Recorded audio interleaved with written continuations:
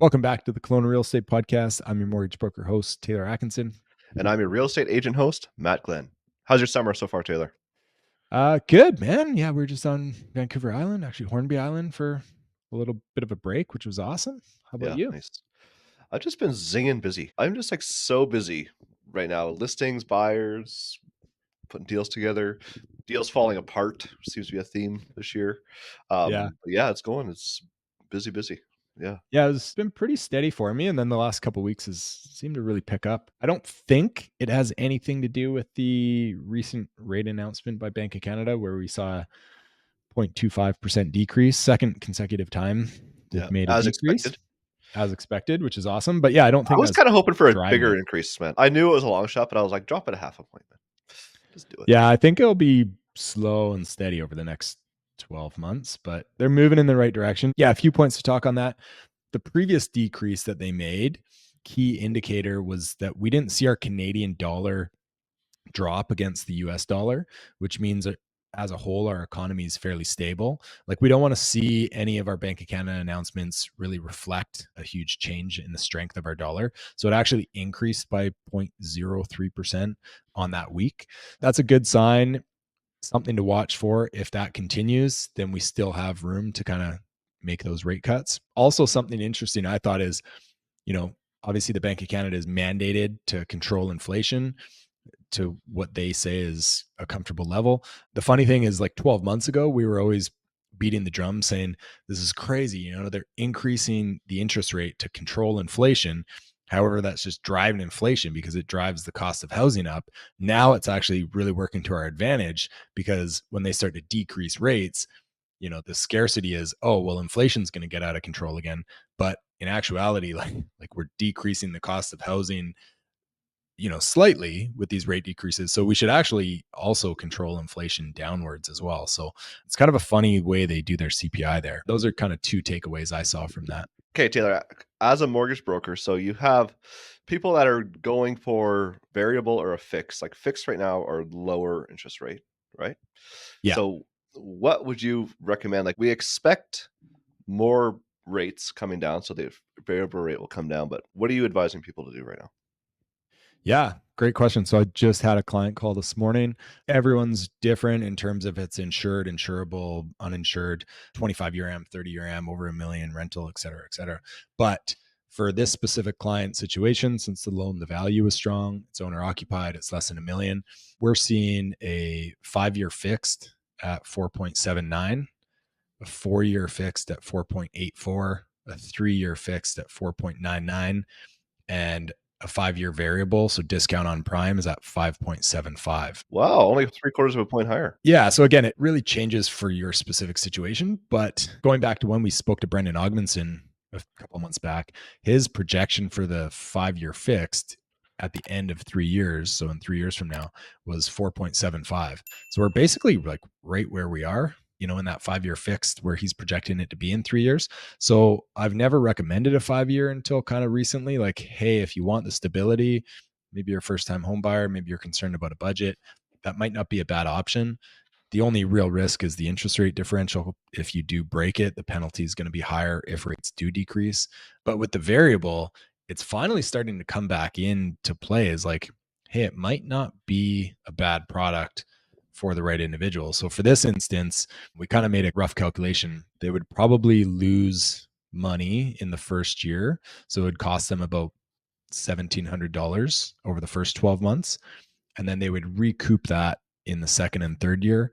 And then in the fourth and the fifth year, pending if bank cuts continue, they'd actually come out net positive about $1,600 if they went variable over the 5-year fix. Now, it's kind of negligible at that point. The thing I want to communicate Yeah, is like variables finally starting to come back in where, okay, if the it's an trend option. continues with rate drops, it's not a bad option, especially if you want flexibility of refining or selling in the future. So yeah, it's kind of nice. It's more of an even playing field. Interesting. Good advice, Yeah. Taylor. I asked the right guy. Thanks. And, to go on to the fixed side where the bond market is, supporting those rates, we actually saw the bond market increase a few weeks ago. And that was due to the presidential debate in the States between Biden and Trump. Biden absolutely dropped the ball, came off incredibly weak. And because of that, it looks like the economy is going to be stronger in terms of, Trump's policies down there, where they're more concerned about inflation. So that's why our bond market went up. Now it has kind of come back down the last couple of weeks, but that's Yeah, something what about Kamala? interesting. Like, does she help bring it down again? I don't know.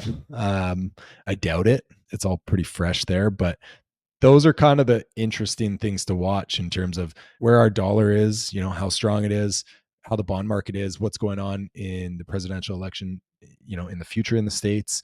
But as of now, we're on the right track for rate cuts. Yeah, Bank of Canada, now we've seen 2 consecutive. Will we see a third? It's kind of up in the air depending on what inflation and unemployment, and GDP is going to go like. But I would say we'll probably see another one before the end of the year. What about you? I've been hearing that we're getting 2 more by the end of the year. There's 3 more announcements, right? Yeah, we got 3 more announcements before the end of the year. Okay, 3 more. September 4th, October 23rd, and December 11th. Yeah, I want to be optimistic too and say for sure we're getting 2 more. I mean, we should. That's what I've been hearing. I've been hearing the consensus is we're getting 2 more. They're just not sure which 2. I'm going to go longer term and say we'll get a 0.75% decrease cumulatively by this time next year. Again, that may be more conservative. I think we should see a full 1% cut in the next 12 months. From now, so like 3.5 instead of 4.5? Yeah. Yeah. I think that's kind of where the happy place is. If they continue this trend and things are stable, inflation's controlled, our dollar doesn't get stronger or weaker, there's no reason not to. But yeah, time will tell, I guess. Yeah, we're just here for the ride. Buckle up, bro. We're here. Well, that kind of ties into like the big part of the interest rate, prime rate is mostly due to either if you're on a variable line of credit or for a lot of developers building. So today we brought back on, one of my favorite guests, Adam Cseke from City of Kelowna. Yeah. Awesome guy. I ran into him at our kids doing gymnastics and we are like, man, we got to have you back on. So we kind of spoke to him in depth on it's been a bit of a stagnant last few months for development permits. And so it seems like things are finally catching up. I thought this would happen 6 or 7 months ago, but he said it's been more recent where they just haven't seen so many developers, start to actually go through with their projects or apply for them. It seems like that high interest rate environment kind of slowed down the market, which, I mean, this is kind of your wheelhouse. You're thinking potentially that's going to add less supply, which very much. We've been hearing a lot of developments either get paused or shelved completely, which is just like our population hasn't stopped growing. So we're going to continue to grow, less housing, supply and demand. Like prices are going up. It's just a matter of when, right? We're going to have probably another boom in 2026. So if the numbers work for you right now, I'd try and get in the market now. Like in Kelowna, we're rarely ever in a buyer's market. And when we do, we hit it for like short periods of time, like 1-2 months. Now, like we've been in it for a while and it's not going to last forever. Like this is a time for a buyer to finally take advantage of it. Like they can be in the driver's seat, which never happens in Kelowna. So it's kind of nice. Like this is a good time to get in there. Yeah. And going back to the rate conversation, these are generally the rates we're going to see for the next 3 years. So if you're waiting for the rates to go down on the fixed side, it's very unlikely.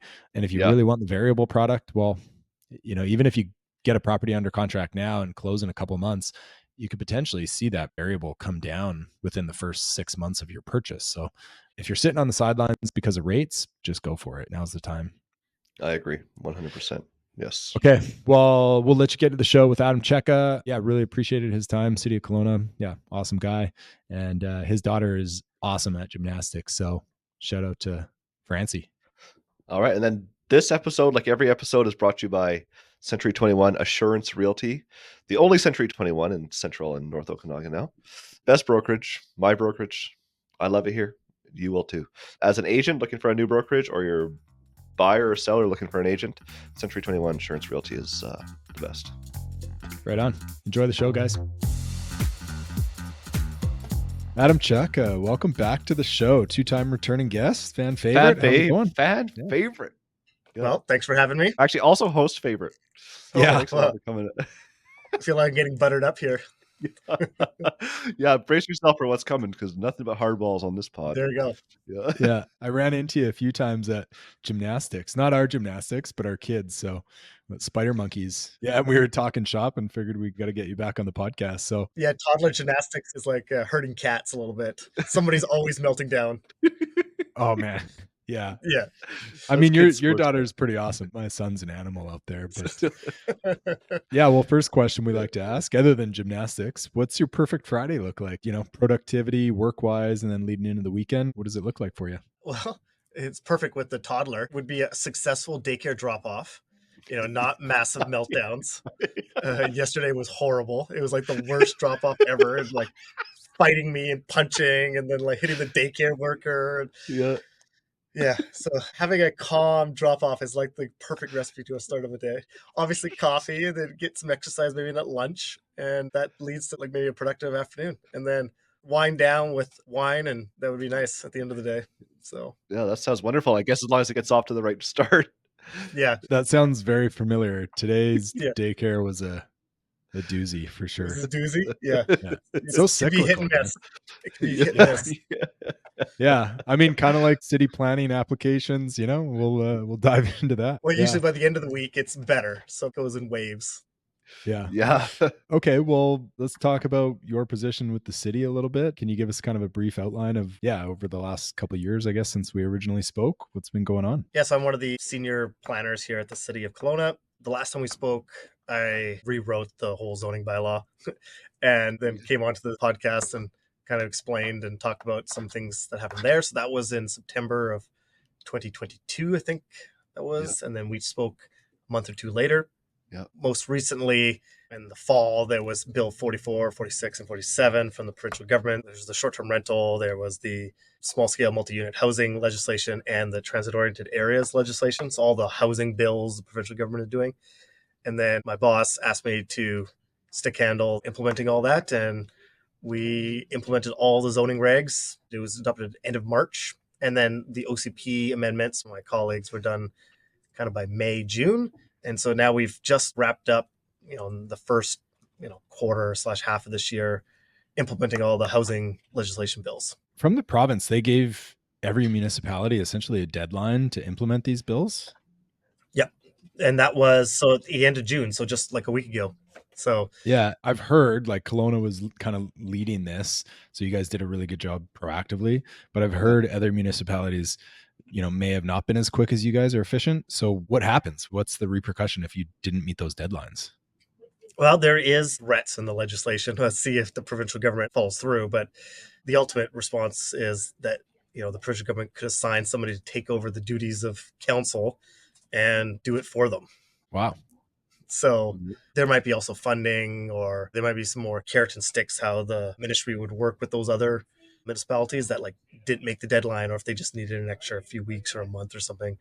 So, I mean, I think they were hoping to have minimal conflicts with municipalities, but yeah. So what was the hardest part? Like what part of all those zoning changes was the hardest for you? Well, for us, I would say we were doing a lot of this stuff anyways. We had a core area infill housing group that was happening in 2023. Yeah. And so we were well on our way to do a lot of this work anyways. Some of the things that we weren't doing was probably the infill housing in the suburbs, like on the hillsides, as well as some of the transit exchanges and the parking rules that were done by the provincial governments, we likely would not have implemented. So I would say approximately about 80% or so like we were already doing. And then there was a few things we had to add on, because of provincial mandates. Suburban infill, like how does that work in communities that are on septic?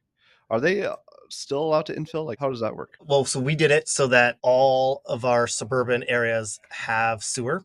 So in suburban areas, you can go up to 4 units. Okay. And you have to be on sewer. The small scale multi-unit housing in the legislation didn't apply essentially to properties with septic. So it's mostly focused on areas with services and within a urban containment boundary. But for Kelowna, for us, that's the permanent growth boundary. Yeah. So like for us, it would be, for example, like the Ponds, Black Mountain, Kirshner Mountain, Tower Ranch, Wilden, areas like that. Yeah. Interesting. I mean, obviously this is like brand new, but do you guys have projections? Are they provided provincially, or do you guys had to report or a third party report from the city to say, because of Bill 44, we are now projecting, X more units being built over the next 5 years? Like, do we have those numbers? Well, somewhat. Like, so for the suburban areas, let's just say we've pre-zoned now 13,400 lots to be allowed to have 4 units. And then within the core area, there was 11,500 lots pre-zoned to allow for up to 6 units. They might not be able to do 6 units depending on lot size. You still have to do parking. So there's a lot of factors that go into like practically whether you can achieve that unit count. The City of Kelowna was awarded a housing accelerator fund for the federal government to hit certain residential targets. And so there is projections. The city just did a housing needs assessment probably at the end of 2023. And then with this legislation, we are kind of mandated to redo that just like 6 months later. So there are targets, and we are somewhat on our way. For the 5-year targets, there's about 2,800 units that we need to hit for missing middle, 4,200 units for other multi-unit housing, and then 420 affordable housing units. So this is over 5 years. We kind of just have our brand new Q1 stats for 2024. So it's like really fresh, and it's only Q1. So, and comparing those to other Q1s over the previous years, they are down. Volumes are down. Value is way down. Value is like from major, huge projects versus, let's say, like the total number of permits, which might be like renovations or suites or carriage houses or things like that. But still early. It's only 1 quarter. So we'll get more data to see whether, we're on track to meeting those targets. Obviously, pre-zoning should help facilitate, easier targets. But that's just one thing. Like the next thing the city is just working on right now that we're hoping to implement, or that is implemented, like as of right now, is a fast track program where there's a few winning designs where a homeowner could pick from like a pre-selected set of plans, up to 4, 5, or 6 units, build that on their site, essentially straight to building permit. I did see a post about that. What is it? It's like if you pick one of those within 10 days, you get granted a building permit, or building permit. That's right. That's crazy. Yeah. And there's certain criteria. So like the main factor is lot width. And if I remember right, I think it's an 18-meter wide lot width and a certain lot depth. But then it doesn't apply to corner lots because that has a different situation. So there's a few factors where it doesn't apply to. But if your property is in one of them, and a lot of them are in like the lot sizes that meet it are in either the Glenmore area or the South Rutland area, like kind of north of Springfield. There's a lot of larger lots there. It's another tool and another way to help try to like accelerate housing. So that's not necessarily potentially just like a developer or an investor buying a property and turning it into, 4, 5, or 6-plex. Is that, homeowners could do it too. So how does a homeowner find out if their property would qualify for this? Yeah, there is a city website. Like it's still just being like finalized, and there's going to be a new AI chatbot that's going to go on, and that's going to like help you like, is my property in the area? And it'll say yes or no. You just give it your address. Yeah. There's like a dozen or so criteria about like lot width and, servicing, and it will figure out all that for you once you put your address in, whether your property meets the criteria. Yeah. I think I saw City of Vernon just came out with something similar, which is pretty cool. Yeah. That would really help homeowners and obviously potential developer buyers too. But can I ask one thing? So you said a couple minutes ago, you're talking about the need of certain classes of houses, and one of them, I think it was middle. Was it just called like middle? Missing middle. Yeah. What's the definition of that? Like cost, single family home. What is that? Well, there's 2 different definitions. The one for the 5-year target, the city uses CMHC's definition, which is duplexes, triplexes, row housing, townhouses, all the way up to small scale apartments. So essentially 4 stories or less. And then the other multi-unit is essentially 5 or 6 story apartment buildings or larger. The city of Kelowna uses the term missing middle to refer more to ground oriented housing. So more like duplexes to townhouses. Yeah. So there's a little bit of definition difference, but that's what we're talking about. Okay. And is there any driving force to build more single family homes? Like, densification is one thing, but just like not multi-units, not, 4 units at a time kind of thing infill, but just like, hey, we also need to build a certain amount of single family homes. Like, do you have the data on that? Or are we not even focused provincially, municipality at that level? We're just about putting units on the market. The total targets like would include single family too. So when it says missing middle, it would count all housing targets within the permanent growth boundary or within the urban containment boundary for like housing targets purpose. But the city does have its official community plan that does have targets by ourselves that want to have like a split between suburban and urban developments. And our stats since that OCP has been done, it's been 2 years now, is like really quite aligned, where before the OCP, it was, I think, a closer to 50-50 split between single family and, infill or multis. And it's definitely more like a 70-30 now, in that range. And it varies, obviously, quarter to quarter and year to year. But we definitely, over the last 2 years, have seen much more focused on the core area for development than the suburbs. I mean, a lot of our existing suburbs are just filling out their existing developments like that they've had for the last decades. The city hasn't, pursued any new, suburban neighborhoods. At council yesterday, there was a big discussion about, expanding McKinley, and council turned it down. So yes. Council turned it down. Nice. Yes. Really? Interesting. Can we comment why they turned it down? I think one of the main reasons was, like we said, it was just too early to expand. I think the McKinley group still has, 400 or so more units left that they could build out with their existing areas. Yeah. And that the current OCP is only a couple of years old. And the council essentially wanted to keep forward with, currently infilling more of the core area. And then we're doing a OCP review in 2025 anyways. And there's going to be a general North End sector plan between 2025 and 2027. So they said that was a better time to reflect the need for maybe more suburban neighborhoods at that time. But so they said for now, they weren't kind of interested in planning out more suburban neighborhoods. What's going on with North Clifton Estates?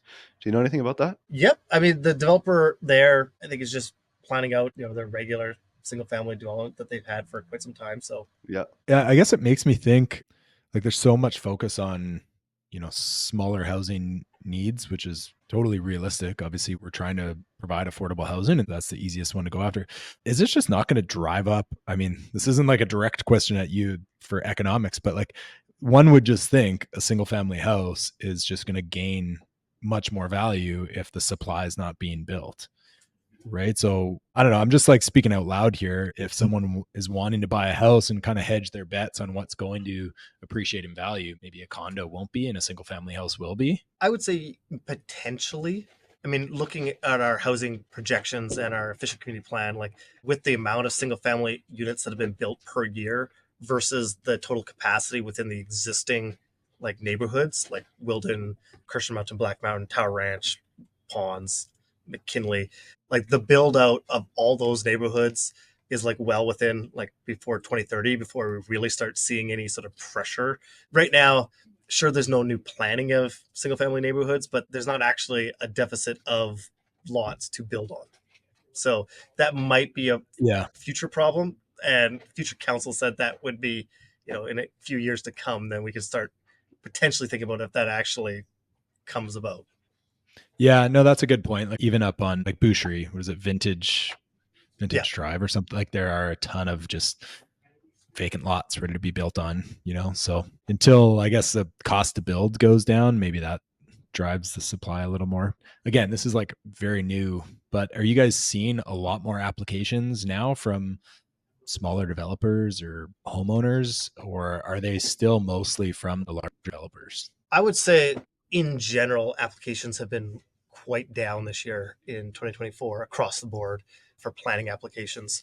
There is still some major developments that are going on, things like the mill site. There was another area redevelopment plan for Harvey and Birch that went to council yesterday. Some major projects are still getting planned out, but there's definitely been a pause on multifamily applications, and I think also even single family and even infill, like across the board. And I think it has more to do with probably interest rates than it does with like the desire for supply.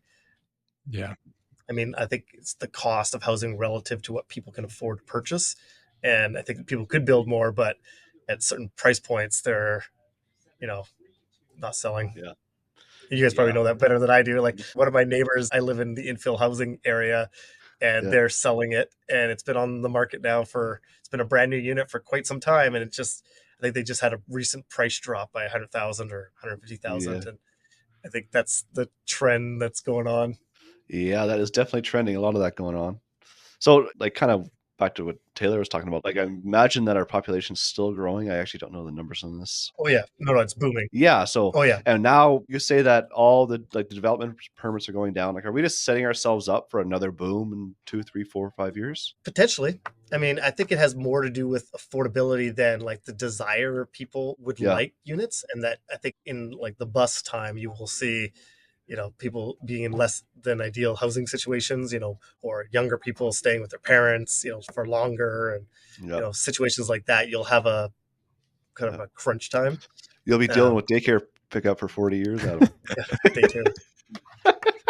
Yeah, daycare is another huge problem in the city where there's like you could build quadruple the amount of spaces and they'd still be full.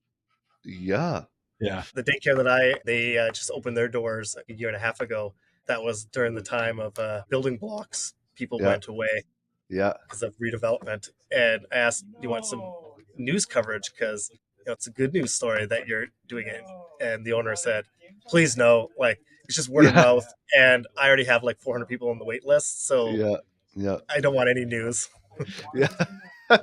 Yeah, that is definitely a business in demand. There's no doubt about it. Yes. Yeah. In terms of where the city stands, when these provincial bills kind of forced your guys' hand, were you happy about this? Were you like, oh yeah, we've been trying to do this for a while? Or were you guys like, we wanted to do this on our own time? Like, could you have done this before the bills came out anyways? Yeah, like I was saying, with the core area, we probably would have done something similar to this anyways. There are other things that we didn't like devils are in the details. Like the province also announced 4 transit-oriented areas. So they are Rutland, Orchard Park, Mall, Okanagan College, and then the hospital. Noticeably, they did not include Queensway, which is our main transit hub. And the hospital was very controversial, both from, planning as well as our council and the neighborhood and everything, where around 400 meters of that transit stop, up to 6-story apartment buildings are now allowed even in the heritage area, so as of right. So that's implemented now. Like, isn't there helicopter concerns too around the hospital? So that one I directly contacted people at Interior Health and the person who runs the helicopter there. Technically the transit oriented areas legislation says within 200 meters you have to go up to 12 stories. And then from 200 to 400 meters in a radius, you have to be allowed to go up to 6 stories. We did get an exemption from the ministry because of the heliport. And anything built more than 6 stories would interfere with like the operations and safety of the heliport. So that one was allowed to be just 6-story apartment building across the 400 meters. So have you guys had any pushback from people building a fourplex in a suburban neighborhood? I think that like in the suburban areas, it's going to have limited uptake. Because most of those neighborhoods were built, let's say like the 90s onwards. And a lot of the homes are not old enough really to like to demo and rebuild. I mean, there might be some lots where you have enough space to get some construction material and then you want to do a unit in the back. Depending on slope on all those factors. And it's any combination of 4 units in the suburbs. Like, so it could be a house suite carriage house and another single family dwelling. It could be 2 single family dwellings with suites. So it's any sort of combo. I don't think as much uptake. I haven't seen anything come through yet. Development permits are required at any 3 units or more. So we haven't seen any DPs in for suburban infill. We've seen lots in for a core area.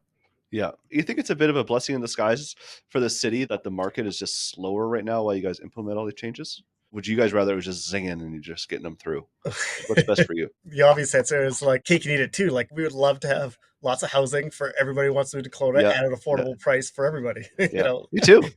Where do I vote? Sounds easy. I vote for Adam. Supply and affordability and sensitivity with all the existing neighborhoods. So there's a lot of objectives in planning and development. Like sometimes there's trade-offs. I just think of like a neighborhood like Wilden. So like, let's say you live in Wilden, you're not really paying attention to the news. You live there for a few years and then all of a sudden there's a fourplex going beside you. Like, are they going to love that? And then they go to complain and then they realize, oh, this has been in the zoning for 4 years now. Right. I feel like it hasn't really sunken in that that's possible over there. Yeah. Those ones though, like if you see, like, especially new subdivisions, like the amount of house that's built on like the buildable envelope covenant. There's usually practically not much area to like expand to. like on Yeah. those lots. They're pretty efficiently built out. Yeah. But I mean, could be some exceptions there. What about like the newer areas? Like, what is it called? Olive Pond Place or whatever? Like those kind of areas? Like those are just lots right now, or going to be lots. So they could do that there, eh? They could do that. So like, let's say bare lots. Yeah. Currently, like we definitely confirm with the ministry, and some single family developers were asking us whether their building schemes still apply. Oh, And interesting. Interesting. Yeah. currently, the ministry said yes, but they said they are reviewing that. And if that becomes a problem or achieving certain targets, they might change it. So what that means essentially is that single family developers could put a building scheme on, limiting it to 1 unit per lot. Yeah. But that is a private agreement between the developer and the homeowner and future homeowners or homeowners in the area. So the only enforcement of that would be from litigation between suing each other, like either the Yeah. developer suing, an old property owner that's now building something that it was against the scheme, or Yeah. or Yeah. existing neighbors. So where the city would not be in the way of building that. Interesting. Okay. Do you guys have any fast track? Like you brought up a really cool point that I think is overlooked so often is, do you have fast track designs for like a carriage house? Like obviously we're not going to change a basement suite, but like I feel like that's a missed opportunity that people maybe aren't seeing as an opportunity anymore. They're just like, hey, we want a land assembly, we want to build 16 units, or we want to build a fourplex. But like if you already have a $1 million structure, economically it doesn't really make sense. But if you can throw a little carriage house in the back, do you have any fast track options, or like is the city looking to support that more? Yes, I would say that's like always supported as like kind of any infill housing. I mean, the fast track is really meant for more like demo rebuild, like efficiency of number of units on a site. So yes, you could add units to your property, and if 3 or more units, then you would just be a development permit that's approved by staff. So there would be just a review, and the purpose mostly of these development permits, the province wanted municipalities to be light touch on like forming character and how the buildings look. So we do have forming character guidelines, but the real focus is quite heavy on like site planning. So landscaping, parking, garbage and recycling, some of the fundamentals of how it actually works when there's a lane or no lane. Carriage houses have been like way down over the last couple of years in terms of building. And I think it has a lot to do with the significant increase in DCCs that happened a few years ago, a couple of years ago, where it went from $2,500 to $30,000 approximately. I don't have the exact number. Depends on which area you're in. But with this new small scale multi-unit housing, like anywhere in the core area, we actually got rid of carriage houses. So there's no such thing as carriage houses anymore in the core area. And the reasoning is that carriage houses, like I said, like had the high DCC amount, which was basically, it was like I think only $1,000 or $2,000 cheaper than a single family dwelling. You were restricted to the amount of area you could have, and you could only do 2 stories in height, and it had different setbacks. Yeah. Whereas now, if in the core, if you just build another unit that you can sell, the DCCs are similar, and you can go up to 3 stories. So there's more flexibility now just to have a unit and not like a carriage house. The key thing about carriage houses is that they're not allowed to be stratified. So you can't use them as like a real estate entity to sell or finance. They were just meant to be, another dwelling unit for rental income or, for family use. So obviously it increased the value of your property, but you couldn't sell the unit. So carriage houses do exist now in the suburban areas and the rural areas. You still can do carriage houses. In the rural areas, you have to have at least a hectare of land for enough area for septic. You can do that in the suburbs, but in the core area, we're saying is any sort of unit, any combo of units. So there's not such thing as a carriage house per se. Interesting. Yeah. Okay. So is it possible to have a basement suite, stratify it, and then sell it? Classic in the city planning world is always like, it depends. Yeah. And I would say it depends by, like when you say secondary suite has a certain building classification, usually has less fire separations between the units. So, I mean, you could convert a secondary suite to just a regular dwelling unit, kind of like a duplex or a semi-detached, where you just share a wall. I mean, there's just different like building code implications, but sure, you'd have to upgrade the unit so that you could be able to sell it, like in terms of those fire separations and those things. But that's interesting. I guess if someone's building a new house, you could build that in. The big difference though, also, like if you have a house with a suite, it's a cost benefit analysis, because as soon as you put it to another unit, that's when you're paying your DCCs. Yes. City Okay. development cost charges. Yeah. So there's a lot of upfront money, but at least then you have a unit to sell. Like, I'm thinking like people have basement suites and mortgage helpers, but like, I guess you can kind of look at it the same way. If you're going to sell it for $300,000 or $400,000 at the end, it's kind of different way to do it. Yeah, I mean, it'd be a cost benefit, like Yeah. quite possible as a house and a suite, let's say, but you have Yeah. enough area in the back to build another dwelling or Yeah. a duplex, then Yeah. you could stratify all the units, and that would be called like a strata conversion because you would Yeah. demo the existing house. Yeah. You're just building, let's say, 2 units in the back, and then you would stratify all the units. Yeah. The key there, though, is that the existing home and the suite have to be up to like kind of current BC building code. So Yeah. what I've heard from our building department is that 80s homes or earlier, it's fairly simple to do it. 70 homes or maybe 60s homes and older are, hard to do unless they've been recently renovated. Yeah. Like to the studs. Yeah. Makes sense. I'm glad we've had you on before, so we feel more friendly, and gymnastics, because I feel like Matt and I are just peppering questions like, hey, what about this? What about this? But from every angle, too. This is kind of my last question, then I'll get more, lighthearted and personal. But what excites you? Like, what is the best opportunity you're seeing in Kelowna, whether it's like an investor or just a person that wants to buy a house, or like as a city planner, like, hey, I think we're doing a really good job in this area, and I see in 5 or 15 years that it's going to be just an amazing neighborhood to live in. Like, what's your kind of favorite area for future planning? Well, I think there's a few different areas depending upon response. So like in terms of like just pure investment, and what's probably good is kind of in the transit oriented areas from the provincial government. So just specifically around like the hospital area where it's MF4, or let's say in Rutland. In those areas, the provincial government banned municipalities from requiring any parking. So it just gives some extra flexibility for development in those areas. I mean, I think practically, like our parking rates, I think, are pretty close to demand, especially, let's say, in the infill housing. But if you could squeeze in 5 units and 4 parking spaces, and one of them was a rental unit that maybe not necessarily need parking space. I mean, it is tough to sell units without a parking space, but rental units, I think you could maybe do it. Maybe a little easier, especially if you're doing a small apartment building. So I think there's some kind of unique opportunities in those transit-oriented areas. I do think there's like ongoing transformation of the downtown in particular. Yeah. Same with South Pandosy, but South Pandosy, I think, has really been captured a lot in terms of value. I told the developer Water Street by the Park when they first came in, and they were looking for land to purchase. Back then, if you remember, Leon Avenue was kind of the tent city. Yeah. And I said, Leon and Lawrence definitely have the potential to be kind of like Cole Harbor 2.0, right next to City Park, right off the highway. And, I feel like there's a huge potential in Leon and Lawrence over time to, transform like radically from like value expectations. But I think also just in the regular housing, I would say, I think the most exciting area would probably be the North End. Like we do have a North End plan going on right now, as well as the mill site is getting reinvigorated. There was a kind of a delay on the mill site over the last year or two, but there's a new sort of applicant team over there, and they're wanting to get to council, and they're getting really excited about, the future redevelopment of the mill site. So I do think the North End has also a real transformation potential from what it is right now. Even the existing homes that are there, like turning into infill housing and what that neighborhood could be in the next 10 or 15 years. Yeah. But I mean, all of the city of Kelowna.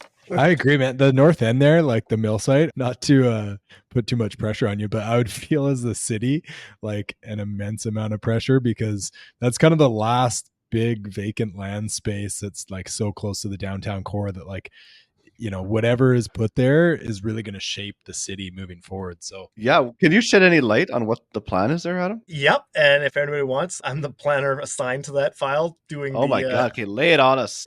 Spill the deets. So the applicant, they need to do a concept plan, and there is an area redevelopment plan, and there's a whole checklist of submissions that they have to make. And so they're right now just at kind of like general concept. So they're hoping to go to council at the end of summer, maybe in fall, and then later on finalize the plan and then do it like an OCP and zoning amendments. There is still some cleanup on the site. So there are things that like logistically would take a while before, like, let's say a building permit comes. But Yeah. they're also kind of trying to focus their time more on like trying to figure out phase one so that there's not a big time gap between, let's say, plan approval, zoning approval, and then like building permit. Yeah. It's a long term, it's a massive site that, Yeah. obviously you couldn't build that all out in like one building permit. Yeah. So, it has to be kind of phased. And they're also looking at like different amenities that, the city and the general neighborhood would benefit from with development, and how it, we would benefit from it on a per phase basis as well. Yeah, that's something to keep an eye on, no doubt. So when they pour the concrete on that, are you going to put your hands in it and Adam Czeke Yeah. was here? I helped Yeah. plan this. Told you there's going to be hardball questions coming at you.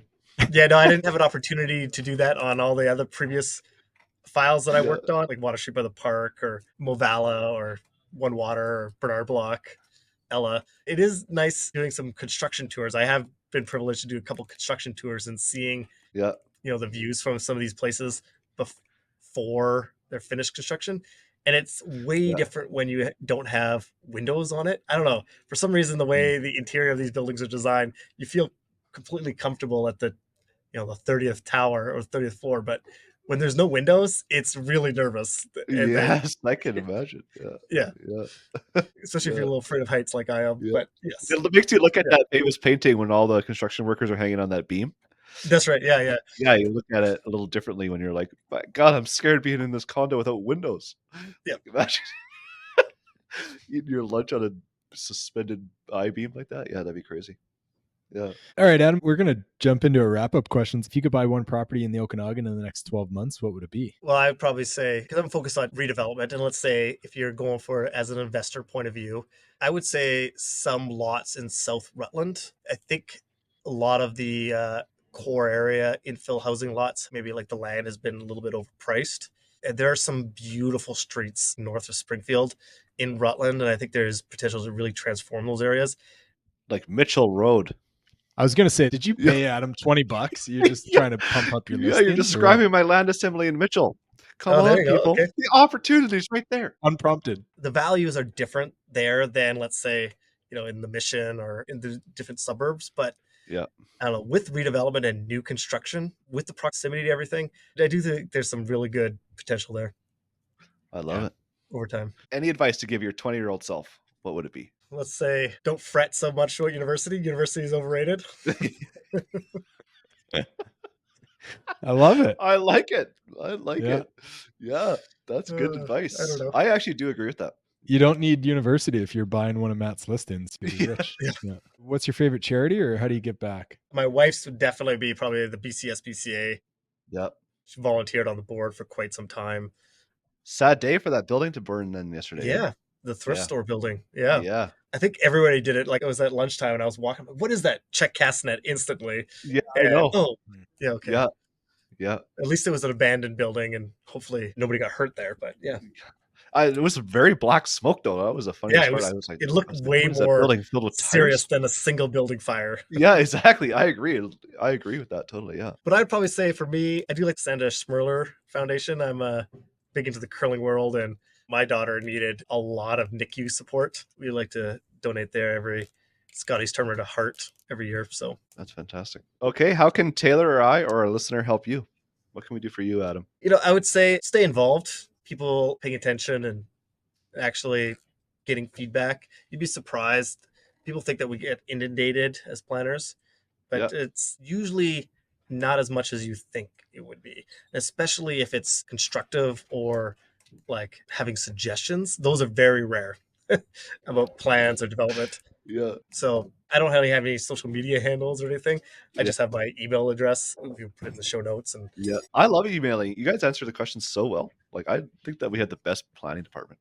I'd like emailing you guys. So, well, appreciate that. And I mean, we were one of the first municipalities to get all the provincial housing bills implemented. So yeah. Yes. No, yeah. You guys are really quite good to work with. So, love to have Okay, you. stop pumping his tires. Yeah, he pumped your Yeah. listing. Like, And then we're come going on. to circle back to Mitchell Road. No, Yeah. you guys are awesome. Yeah. Yeah, thanks for coming back on. Yeah, it's been a long time, but lots of information to unpack there. And yeah, I always appreciate chatting with you. It doesn't Yeah, feel so thanks, long man. because we see each other all the time at Toronto Gymnastics, but yes. Okay. Well, have Thanks, a great man. afternoon, and appreciate your time. Okay, pleasure for having me on. Thank you.